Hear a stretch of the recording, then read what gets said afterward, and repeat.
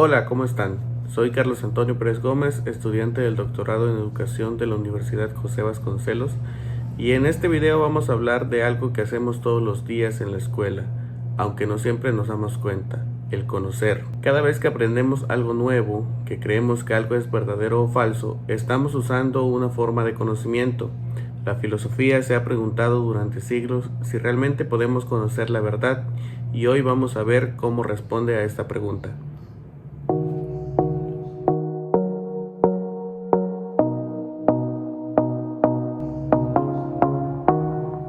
Como objetivo de este video, al terminar vamos a poder entender qué es el problema del conocimiento. Vamos a reconocer distintas formas de pensar sobre la verdad y a relacionarlas con situaciones reales en el salón de clases.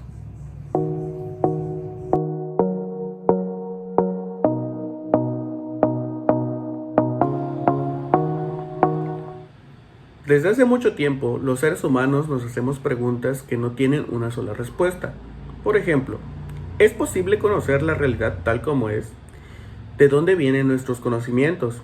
¿Cómo sabemos si algo es verdadero o es falso? Estas preguntas forman parte de lo que la filosofía llama el problema del conocimiento. Según la lectura, el conocimiento no es algo automático. Para que haya conocimiento deben de existir tres elementos. El primero es un sujeto consciente, es decir, la persona que conoce. El segundo es un objeto por conocer, la realidad, el tema o el fenómeno que estamos tratando. Y por último, una relación entre ambos. Por ejemplo, cuando se estudia una suma dentro del salón de clases, una persona es el sujeto, la suma es el objeto y la explicación que se hace de ella es la relación. Aquí aparece el gran problema del conocimiento. El sujeto pertenece al mundo de la mente, del pensamiento, de la razón. El objeto pertenece al mundo de la realidad. Y todos estos dos mundos no se pueden unir directamente. La mente no puede entrar en la realidad, ni la realidad entrar en la mente.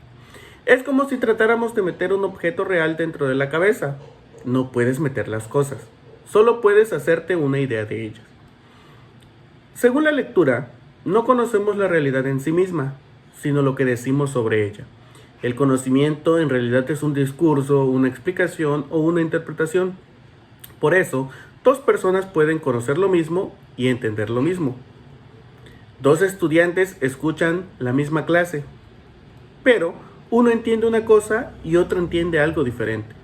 La realidad a la que estuvieron expuestos fue la misma, pero el conocimiento logrado no. Como todos pensamos y sentimos diferente, necesitamos ponernos de acuerdo. El conocimiento funciona porque compartimos palabras, conceptos y significados. Pero eso no significa que son la realidad. En realidad son acuerdos humanos a través del tiempo. Por ejemplo, cuando decimos la palabra justicia, todos usamos la misma palabra, pero no todos pensamos lo mismo.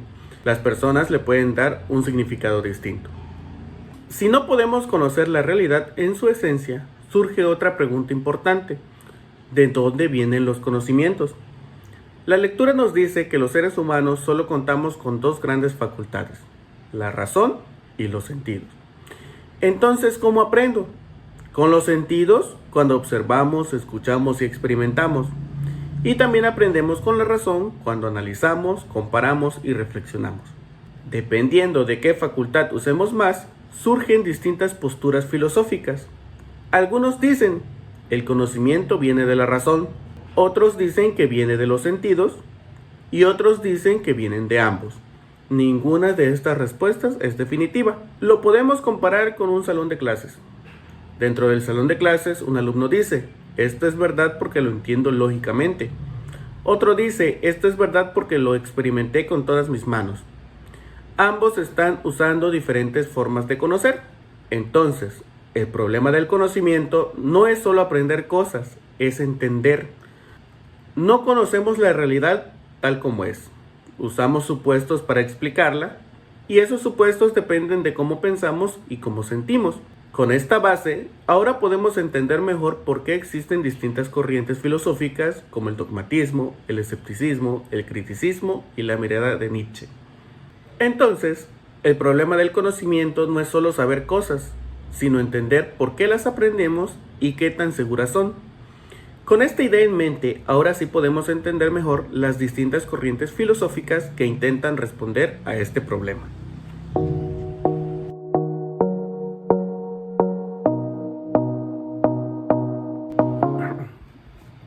Ahora que ya entendimos qué es el problema del conocimiento, vamos a ver la primera postura que intenta responderlo, el dogmatismo. El dogmatismo es una forma de pensar que dice, las cosas son como son y podemos conocerlas sin ningún problema. Para el dogmatismo, el conocimiento se nos da directamente. Esto significa que el sujeto, es decir, la persona que conoce, no necesita reflexionar ni cuestionar. El sujeto solamente recibe la información. Imaginemos que el maestro en el aula dice, esto es así porque siempre ha sido así. El alumno dogmático no pregunta, no duda y no compara, simplemente acepta lo que el maestro dice. En el dogmatismo, el estudiante tiene un papel pasivo. Su función es escuchar, copiar y solamente memorizar. No se considera importante lo que el estudiante piense o entienda. Por ejemplo, cuando un estudiante memoriza una definición sin entenderla, está actuando de forma dogmática. Si le preguntan qué significa y responde exactamente igual que el libro, no puede explicarlo con sus palabras. Esta forma de pensar fue común en los primeros filósofos, llamados presocráticos. Ellos confiaban completamente en la razón y no creían que el conocimiento fuera un problema. Para ellos, la realidad estaba ahí, lista para ser conocida. Es como pensar que todo lo que aparece en los libros de texto es una verdad absoluta y definitiva. El dogmatismo es cómodo. Es cómodo porque no exige esfuerzo crítico, evita la duda y da sensación de seguridad. Cuando creemos que ya tenemos la verdad, dejamos de cuestionar. Un estudiante puede pensar, no necesito entender esto, solo memorizarlo para el examen. Eso da tranquilidad, pero limita el aprendizaje. Entonces, el dogmatismo nos ayuda a entender una forma muy común de aprender, aceptar sin cuestionar. Pero la filosofía nos invita a ir más allá. En el siguiente capítulo veremos qué ocurre cuando pasamos al extremo contrario, dudar de todo.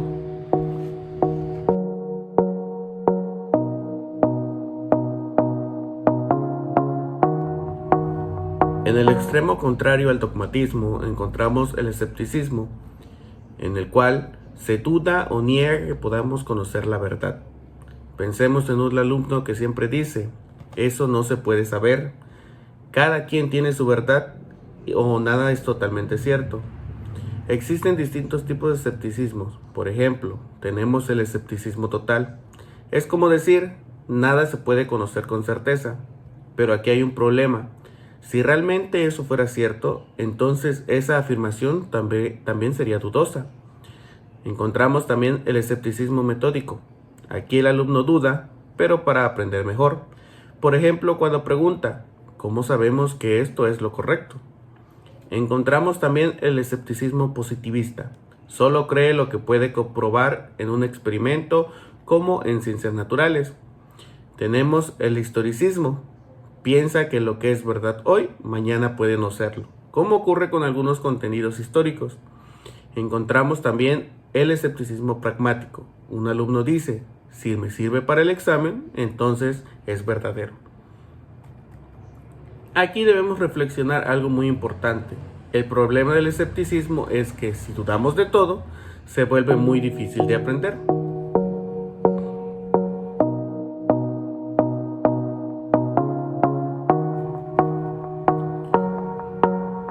Otra corriente que encontramos es el criticismo, donde tenemos que pensar y examinar. Entre creer todo y dudar de todo aparece una postura muy importante, el criticismo. El criticismo nos dice si podemos conocer, pero debemos pensar antes de aceptar. Un ejemplo que podemos encontrar dentro del aula de clases es el alumno que escucha la explicación, aparte de escuchar, también pregunta, compara lo que ya sabe y luego saca sus propias conclusiones. Este estudiante no acepta todo automáticamente, pero tampoco rechaza todo.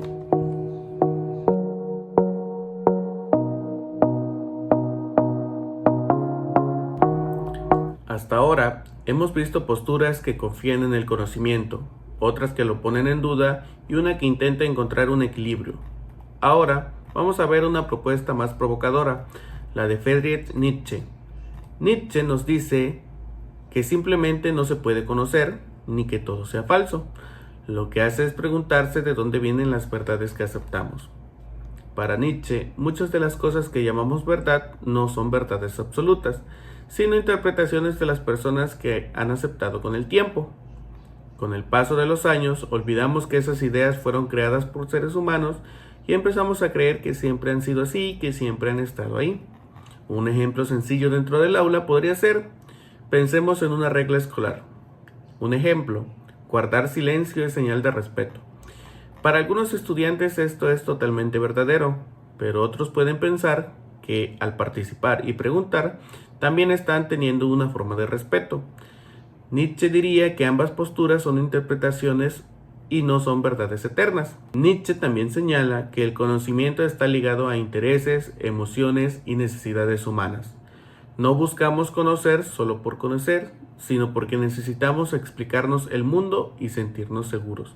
Cuando un alumno pregunta, ¿esto entra en el examen?, muchas veces su interés no es comprender, sino aprobar. Nietzsche nos haría notar que este tipo de conocimientos está guiado por una necesidad práctica, no por la búsqueda de la verdad. Este podría ser un claro ejemplo de cómo se ve dentro del aula. Nietzsche también nos dice que el lenguaje simplifica la realidad. Cuando usamos una palabra, creemos que todos entendemos lo mismo, pero en realidad cada persona le puede dar un sentido distinto. Con todo esto, entonces, ¿qué es lo que propone Nietzsche? Nietzsche no nos dice que dejemos de aprender o que todo será mentira. Lo que propone es una actitud de sospecha y reflexión. Nos invita a que como alumnos o maestros nos preguntemos, ¿por qué creemos esto? ¿Quién lo dijo? ¿A quién beneficia esta verdad? Un ejemplo sencillo dentro del aula podría ser cuando un estudiante con mirada crítica no dice esto es falso, sino se pone a pensar y pregunta ¿por qué se considera verdadero? Este tipo de preguntas no debilita el aprendizaje, en realidad lo fortalece.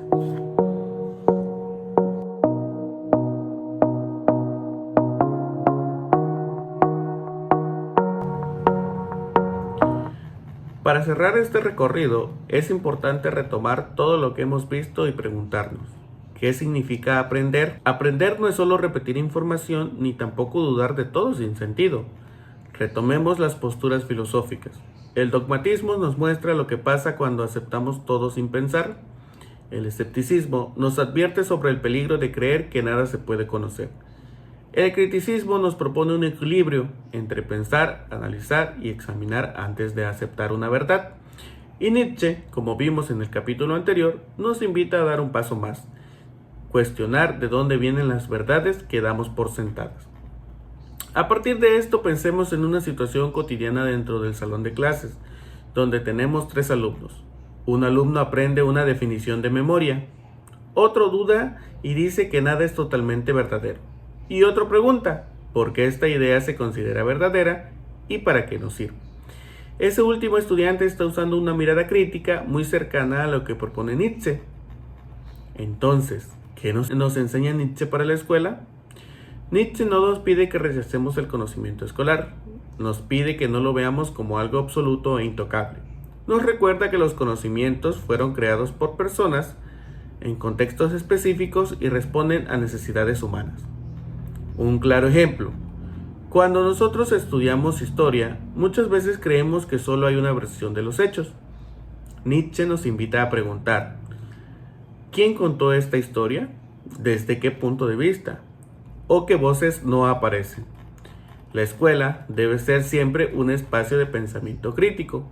Desde esta perspectiva, la escuela no solo transmite conocimientos, la escuela forma personas capaces de pensar por sí mismas, reconocer los límites de su conocimiento y respetar otras formas de ver el mundo. Para finalizar, recordemos esta idea clave. Conocer no es memorizar verdades eternas, sino aprender a pensar críticamente sobre lo que creemos saber. La filosofía no nos da respuestas finales, pero nos enseña a hacer mejores preguntas. Bueno, gracias por acompañarme. Les invito a seguir preguntando, reflexionando y aprendiendo.